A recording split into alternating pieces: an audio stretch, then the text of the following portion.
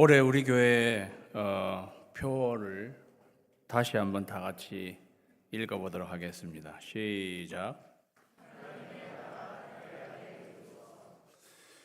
하나님의 나라 내 안에 이루소서.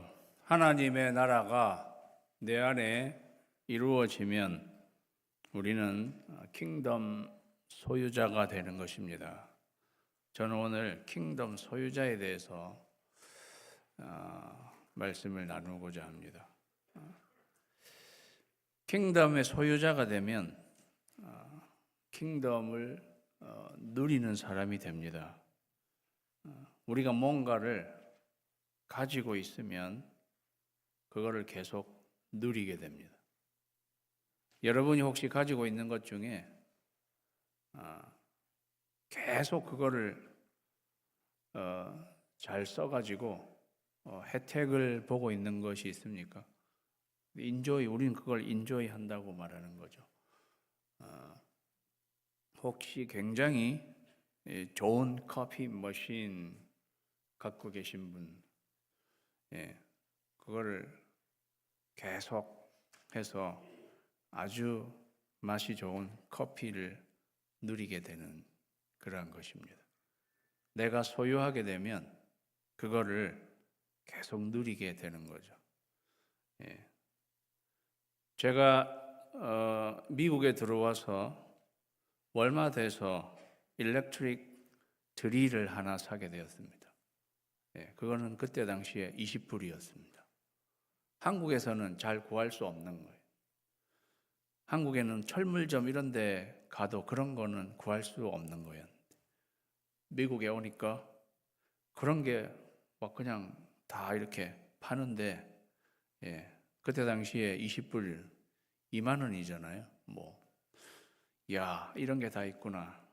이거 사가지고, 제가 25년간 그걸 가지고 얼마나 많은 것들을 만들어냈는지 모릅니다.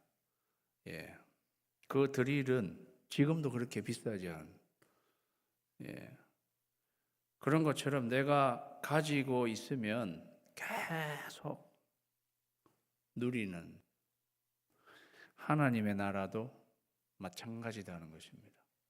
하나님의 나라는 킹덤, 그거를 내가 소유하게 되면 그거를 계속 하나님의 나라를 누리게 되는 것입니다. 그래서 우리가 킹덤 소유자가 되는 것이 굉장히 중요한 것입니다. 주제 9절에 해당하기도 한데요. 적은 무리여 무서워 말라. 너희 아버지께서 그 나라를 너희에게 주시기를 기뻐하신다 하셨습니다. 그 나라를 너희에게, 적은 제자의 무리에게 주시기를 기뻐하신다 그랬어요. 하나님은 그 하나님의 나라를 우리에게 주십니다. 그래서 그 하나님의 나라는 다 같이 읽겠습니다. 시작. 선물입니다. 하나님이 우리에게 주신다고 하셨으니까요. 선물과 뇌물은 다릅니다. 선물은 굉장히 인격적인 것입니다. 선물은 그 누군가를 사랑하기 때문에 그냥 그에게 주는 것입니다. 뇌물은 비인격적인 것입니다. 뇌물은 그 사람을 조종하기 위해서 주는 것입니다. 그래서 선물과 뇌물은 아주 다르죠. 하나님의 나라는 선물입니다. 하나님께서 우리에게 주시는, 우리를 조종하기 위해서 주는 뇌물이 아니고 우리를 사랑하시기 때문에 우리에게 누리라고 주시는 하나님의 선물입니다. 단, 제자에게 주시는 선물입니다. 여기서 말하는 적은 무리는 제자들입니다. 모든 사람에게 그냥 다 주어지는 것은 아닙니다. 제자에게 주어지는 선물입니다. 그래서 우리는 제자가 되어야 이 하나님 나라를 선물로 받을 수가 있습니다. 오늘 저희가 읽은 말씀에도 그러므로 내가 너희에게 이르노니 하나님의 나라를 너희는 빼앗기고 그 나라의 열매 맺는 백성이 받으리라 그랬습니다. 그 나라의 열매 맺는 백성이 받는 것입니다. 여기서도 하나님의 나라는 아무나에게 주는 선물은 아닙니다.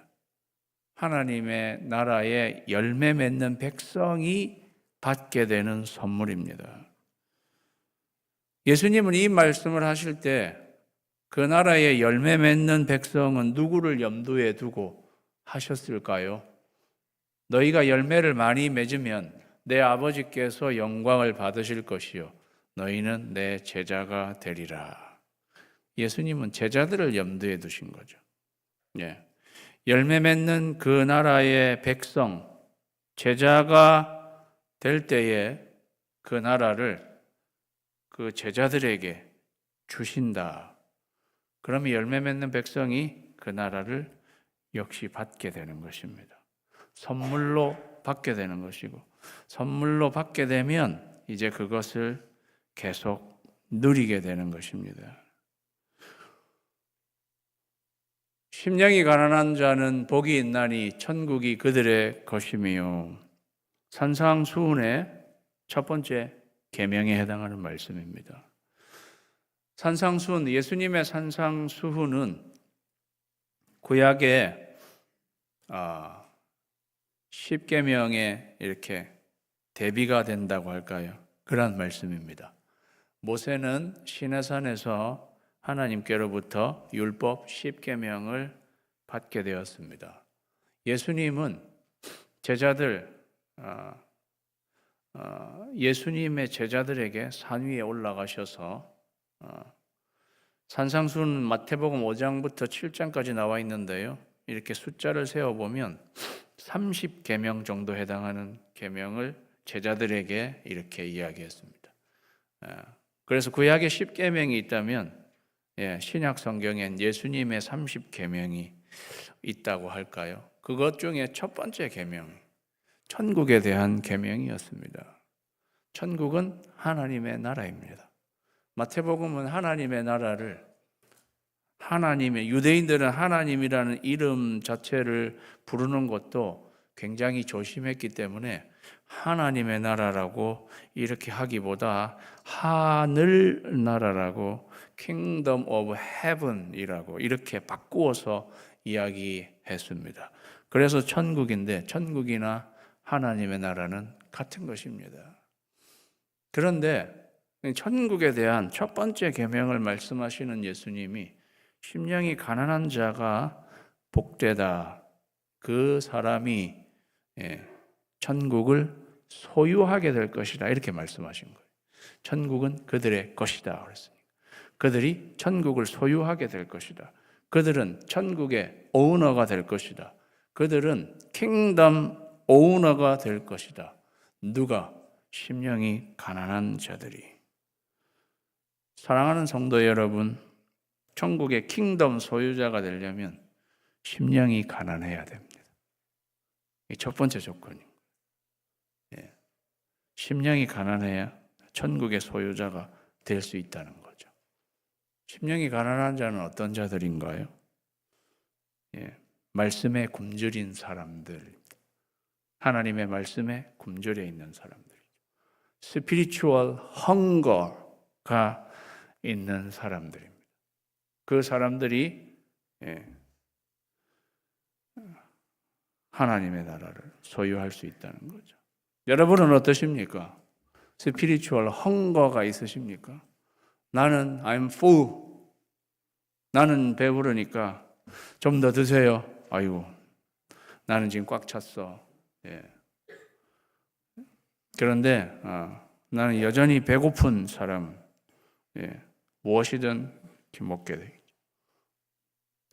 하나님의 말씀에 굶주린 사람들, 하나님의 말씀을 굶주린 사람은 막 들이키게 되는 거죠.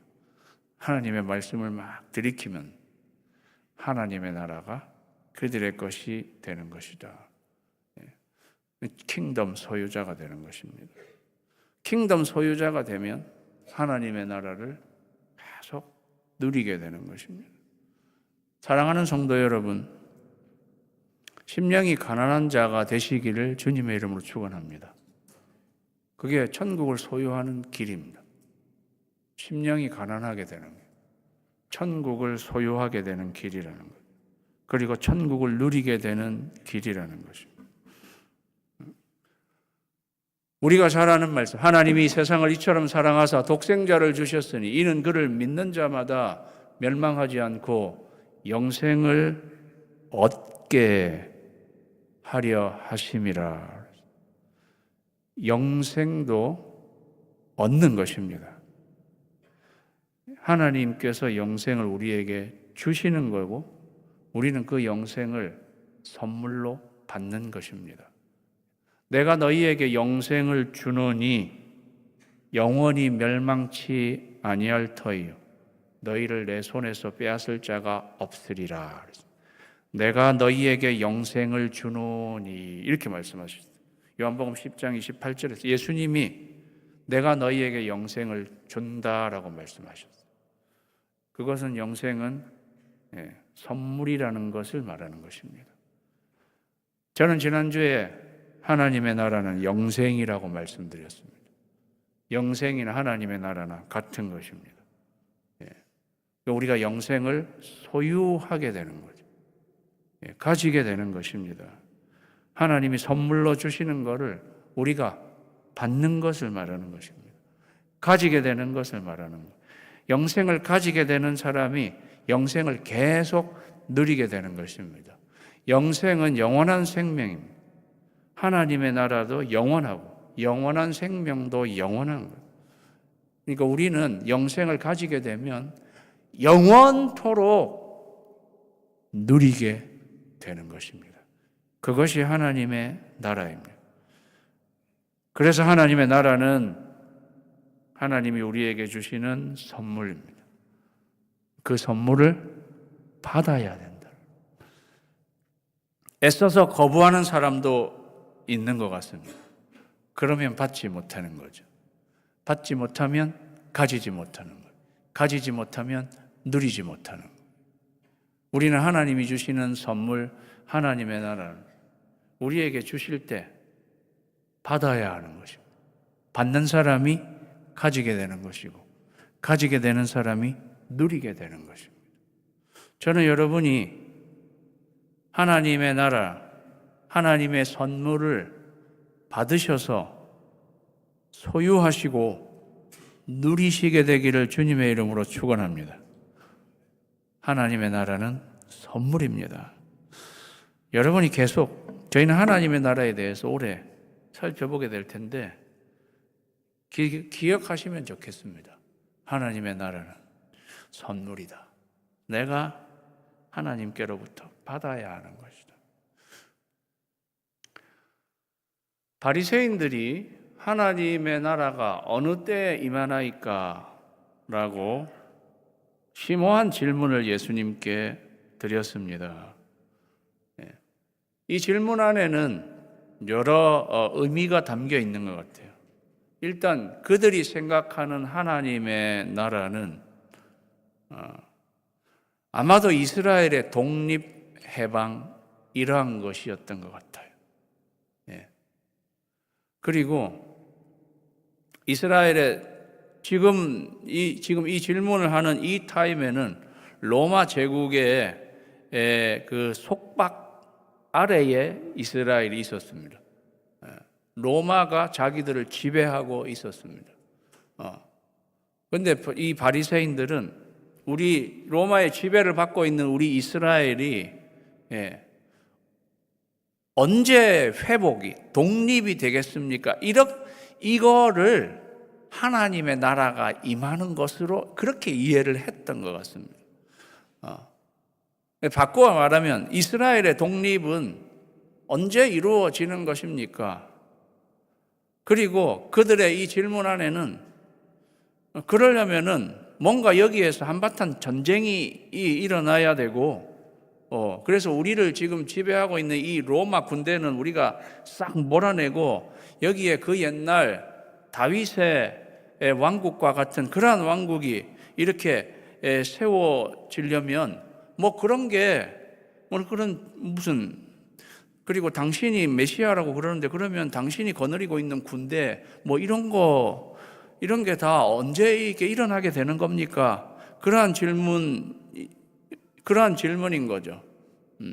그리고 이스라엘이 로마의 지배를 받게 된 것은 주전 63년 폼페이오스 장군, 그 로마의 장군이 여기 이스라엘을 침공하게 된 그때부터 로마의 지배를 받게 되었습니다.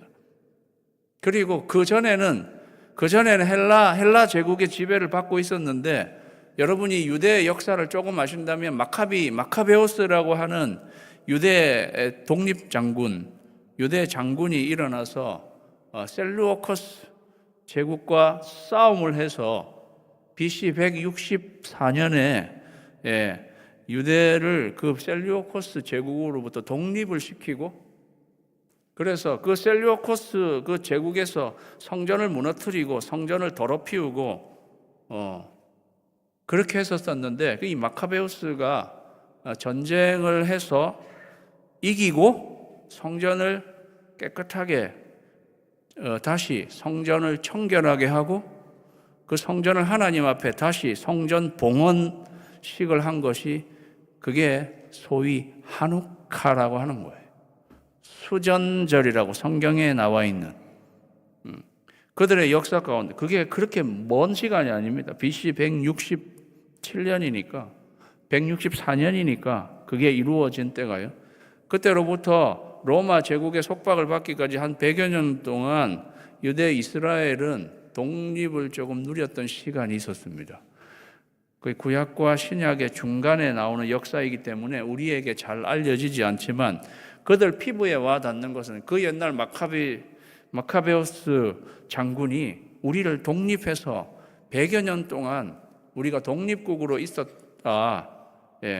그런데 지금 다시 로마의 지배 아래에 있는 우리, 당신이 메시아라고 한다면 언제 마카베오스 같은 그러한 장군으로 당신이 나타나서 전쟁에서 승리하고 우리나라가 이렇게 다시 회복되는 것인가? 그러한 것이 담겨 있는 게 하나님 나라가 어느 때에 임하는 것이냐? 그렇게 물은 거나 마찬가지라는 거죠. 그 이야기를, 그 질문을 받은 예수님은, 이 말씀은 보라, 주 여호와께서 장차 강한 자로 임하실 것이요, 그들은 또 이사야에서 이러한 말씀이 있기 때문에 분명히 메시아가 나타나면 굉장히 강한 어떤 군사적, 그러한 정치적 그러한 힘을 가지고 나타날 것이다, 그런 또 예상을 하게 그렇게 생각하고 있었다는 거죠. 그러한 그들의 질문에 예수님은 이렇게 대답하셨습니다. 하나님의 나라는 볼 수 있게 임하는 것이 아니다.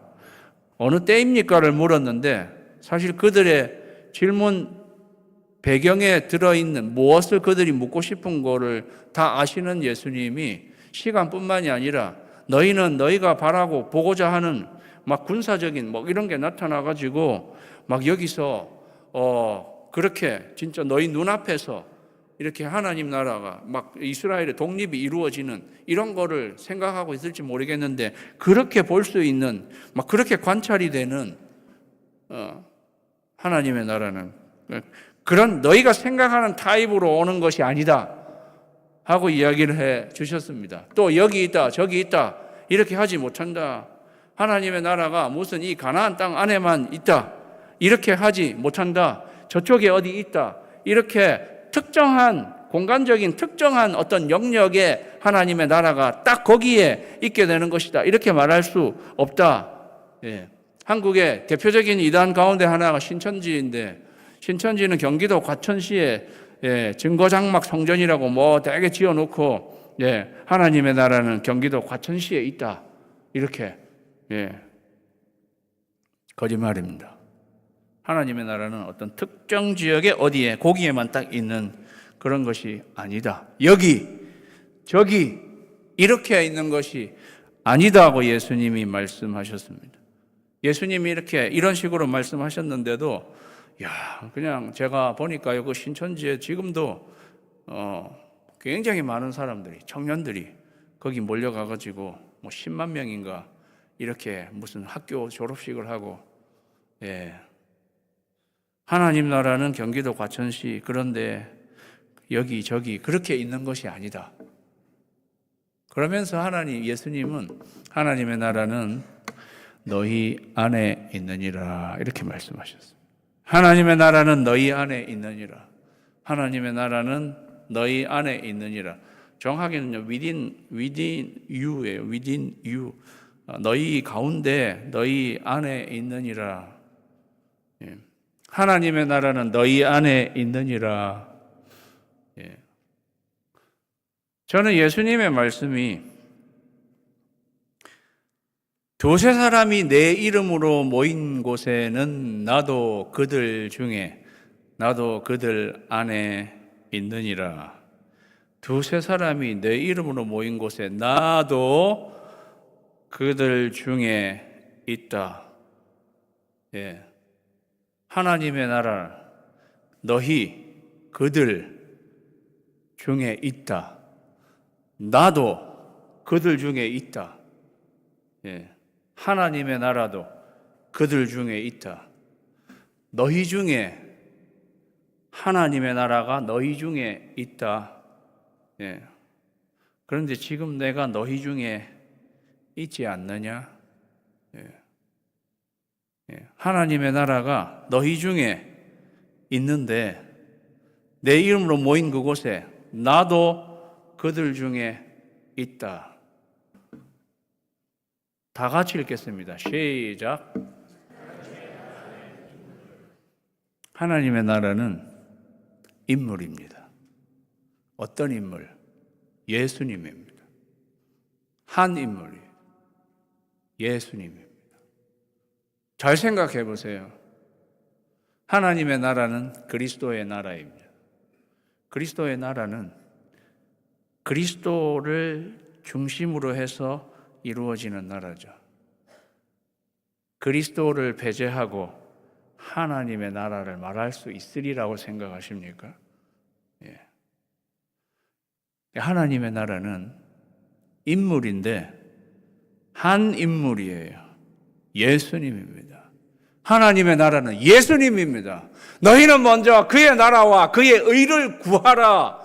그 말은 너희는 예수 그리스도를 구하라는 말씀이세요. 사랑하는 여러분, 하나님의 나라는 예수님입니다. 내가 너희 중에 있느니라, 내가 있지 않느냐. 하나님의 나라는 사실 그런 면에서는 내가 있는 여기, 너희 중에 내가 있으면 거기에 하나님의 나라가 있는 것이다. 그러니까 바리새인들이 이야기하는 것과 예수님은 전혀 딴판이죠. 바리새인들은 언제 어떤 군사적인 이런 모습으로 막 올 거를, 그래서 이스라엘의 독립을 생각하고 있는데 예수님이 말씀하시는 것은 하나님 나라, 사실 여기에 왜? 내가 하나님의 나라의 시작인 거니까. 내가 지금 여기에 있지 않느냐. 그렇다면 너희 중에 하나님의 나라가 이미 사실 있는 것이다. 하나님의 나라는 인물입니다. 예수님. 그러면 이 하나님의 나라를 소유하려면 어떻게 해야 합니까? 하나님의 나라는 선물이라고 그랬어요. 그 선물은 받아야 합니다. 하나님의 나라는 인물입니다. 예수님입니다. 그러면 그 하나님 나라를 소유하려면 어떻게 해야 합니까? 예수님을 모셔야 합니다. 예수님을 모셔야죠. 내 안에 하나님의 나라가 이루어지려면, 그런데 하나님의 나라는 예수님이라고 했으니 우리는 반드시 이 예수님을 모셔야 합니다. 무엇으로? 우리의 왕으로 모셔야 하는 것입니다. 하나님의 나라는 어떻게 내 안에 이루어지는가? 하나님의 나라이신 예수 그리스도를 내가 모실 때에 하나님의 나라는 이루어지는 것입니다. 여러분이 예수 그리스도를 모실 때에 예수 그리스도를 소유하게 되는 것입니다. 그 예수 그리스도를 소유하게 될 때에 예수 그리스도를 누리게 되는 것이고 하나님의 나라를 누리게 되는 것입니다. 사랑하는 성도 여러분, 저는 여러분이 킹덤 소유자가 되시기를 정말로 바랍니다. 그러려면 하나님의 나라이신 예수님을 모셔야 합니다. 하나님의 나라이신 예수 그리스도를 여러분 마음에 모시게 되기를 주님의 이름으로 축원합니다. 킹덤 소유자가 되는 길인 거죠. 마지막에 천국은 하나님의 나라예요. 마치 밭에 감추인 보화와 같습니다. 사람이 이를 발견한 후 숨겨두고 기뻐하며 돌아가서 자기 소유를 다 팔아 치운 다음에 그 값으로 그 밭을 산다라고 이야기했어요. 예. 그 밭을 사야 한다가 아니라 이 사람인 이 천국 감추인 보화를 찾은 다음에는 기뻐하고는 자기 소유를 다 팔아가지고 그것을 이 사람은 삽니다. 예. 저는 지금까지 하나님의 나라는 선물이라고 말씀드렸습니다. 하나님의 나라는 인물이라고 말씀드렸습니다. 예. 하나님의 나라는 무엇일까요? 마지막으로 다 같이 읽겠습니다. 시작. 보화라고 했잖아요. 성경 있는 그대로 제가 말씀드리는 거예요. 보화나 보물이나, 예. 화자는 돈이고 물자는 물이지. 똑같은 게 treasure. 예. 하나님의 나라는 보물입니다. 그런데 여기 중요한 게 있어요. 보물과 선물은 좀 달라요. 이 하나님 나라의 좀 다른 차원이에요. 선물은 받으면 되죠.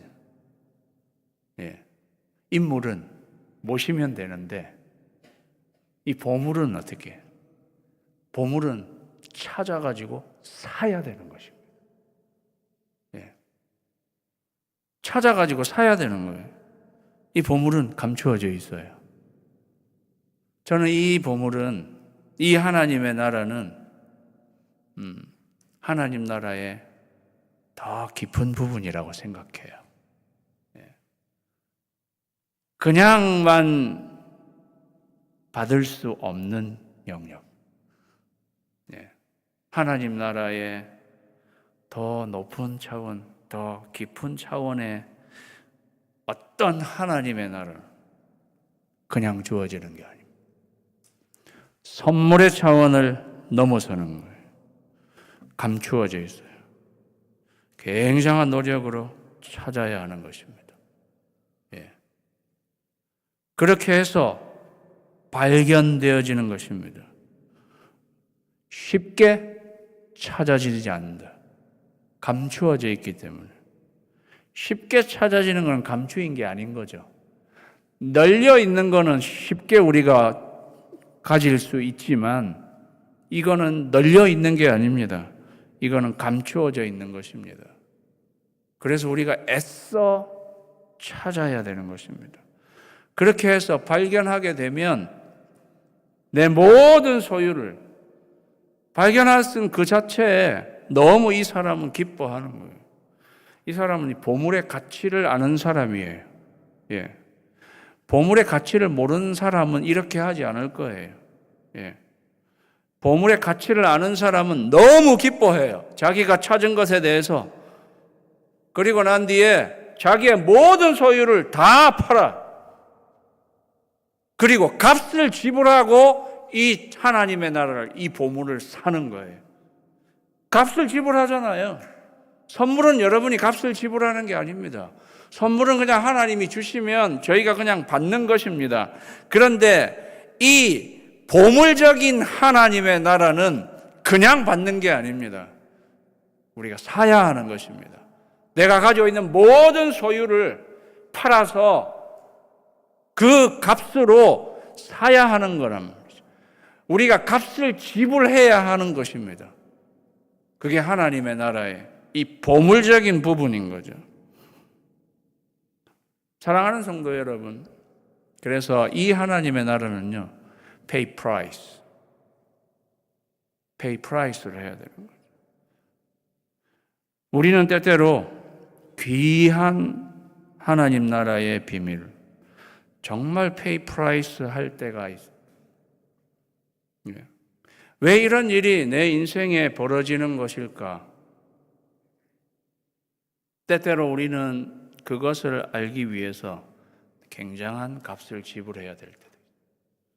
그것이 어떨 때는 건강을 잃는 것일 수도 있겠습니다. 어떻게 보면 내가 가진 모든 것을 다 내가 페이 프라이스 해야 되는 것이 내 육신일 수도 있고, 내 에너지일 수도 있고, 내 시간일 수도 있고, 내 물질일 수도 있고, 그것까지 내가 다 그 값을 내가 지불해야, 이 하나님의 나라. 그런데 그렇게 해서 값을 지불해서 내가 사야 할 정도로 하나님의 나라는 귀한 것입니다. 그러니까 보물이죠. 아는 사람만 아는 보물. 사랑하는 여러분, 하나님의 나라는 그런 것입니다. 그러니까 우리가 어떤 부분은 사야 되는 거예요. 아까워하지 마세요. 그거보다 훨씬 더 귀한 것입니다. 하나님의 나라. 그걸 아는 사람들이 자기가 가진 모든 자기의 소유를 다 팔아. 사도 바울은 자기의 모든 것을 다 팔아서 예수 그리스도 그 한 분을 사신, 어떻게 보면 그러한 삶을 살아가는 것입니다. 그럼에도 절대 후회하지 않는, 왜? 그 가치가 최고인 것을 알기 때문에. 그걸 아는 사람은 자기가 지금 가지고 있는 거, 그거 별로 그렇게 다 팔 수 있고, 그 하나님의 나라를 사는 사람인 거죠. 사랑하는 성도 여러분, 하나님의 나라는 선물이고, 하나님의 나라는 인물이고, 하나님의 나라는 보물입니다. 하나님의 나라는 여러분이 선물 받아야 소유할 수 있는, 하나님의 나라는 인물, 여러분이 모셔야 소유할 수 있는, 하나님의 나라는 보물, 여러분이 사야 여러분이 소유할 수 있습니다. 여러분이 받고 모시고 사서 여러분이 소유하게 되면 여러분은 그 선물인 하나님의 나라를, 그 인물 예수님인 하나님의 나라를, 보물인 하나님의 나라를 영원히 누리며 사시게 될 것입니다.